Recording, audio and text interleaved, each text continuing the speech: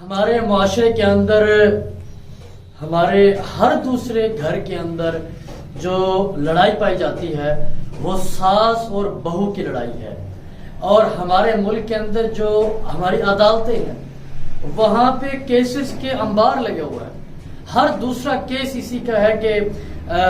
ساس اور بہو کا جھگڑا ہوتا ہے جس کی وجہ سے سارے گھر جو ہے وہ اجڑ رہے ہوتے ہیں. تو دو باتیں میں ایسی آپ کو بتانا چاہوں گا جس پر اگر آپ غور کر لیں اور ان دو چیزوں کو اپنا لیں، جو سن رہے ہیں وہ اپنے گھر بتائیں، اور جو میری بہنیں سن رہی ہیں، جو میری مائیں سن رہی ہیں، وہ ان دو باتوں پر عمل کر لیں تو ہمارا سارا معاشرہ ٹھیک ہو سکتا ہے، ہمارے سارے گھر ٹھیک ہو سکتے ہیں. کیونکہ جب بہو اور ساس کے درمیان لڑائی ہوتی ہے تو اس سے کتنے گھر تباہ ہوتے ہیں. دیکھیں، جو ساس ہے جب اس کی اپنی بیٹی گھر ہوتی ہے تو وہ بالکل اسے سینے سے لگا کے رکھتی ہے. اگر اس کی بیٹی کوئی جو ہے وہ نقصان بھی کرتی ہے تو پھر بھی اسے کچھ نہیں کہتی، پھر بھی اس سے پیار کرتی، نہیں بیٹی کوئی بات نہیں، پھر ہو جائے گا، پھر ہم یہ لے لیں گے. تو بیٹی کو ایسے سینے سے لگا کے رکھتی ہے. اور ماں اور اولاد کا پیار تو پھر واہ ہے، بہت ہی مطلب کتنا اچھا تعلق ہوتا ہے ماں اور بیٹی کے دوران. اسی طرح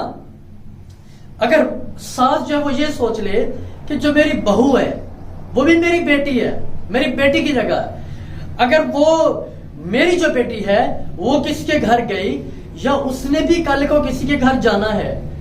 تو اگر جو میرے پاس آئی ہے، جو میری بہو ہے، وہ بھی تو آخر کسی کی بیٹی ہے، وہ بھی تو آخر کسی نے جنی ہے، اس کو جنم دیا ہے، وہ بھی تو جو ہے وہ کسی کے گھر سے آئی ہے. اگر میں جو ہے وہ اپنی بہو کے ساتھ اگر میں لڑائی کروں، اگر میں اس کے ساتھ زیادتی کروں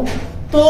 اس سے میری بیٹی نے کل کو کسی کے گھر جانا، اس کے ساتھ کیا ہوگا. اگر صرف ساس جو ہے وہ یہی بات سوچ لے کہ جس طرح میں اپنی بیٹی کو سینے سے لگا کے رکھتی ہوں اس طرح میں اپنی بہو کو بھی سینے سے لگا کے رکھوں، اور جو چھوٹی چھوٹی چیزیں، چھوٹی چھوٹی غلطیاں ان کو جو ہے وہ ختم کروں.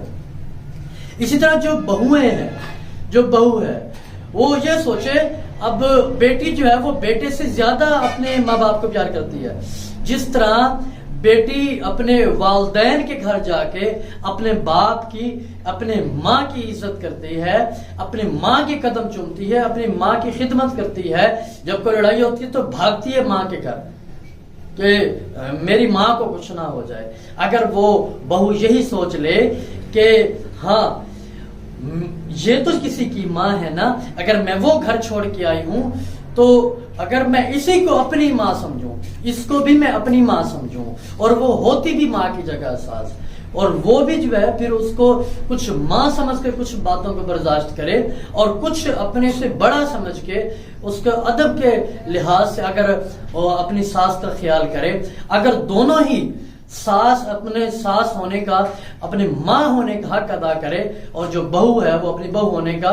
اپنی جو ہے وہ بیٹی ہونے کا حق ادا کرے، تو میرے خیال میں سارے گھر ٹھیک ہو جائیں اور ہماری جو آنے والی جتنی بھی نسلیں ہیں وہ ٹھیک ہو جائیں.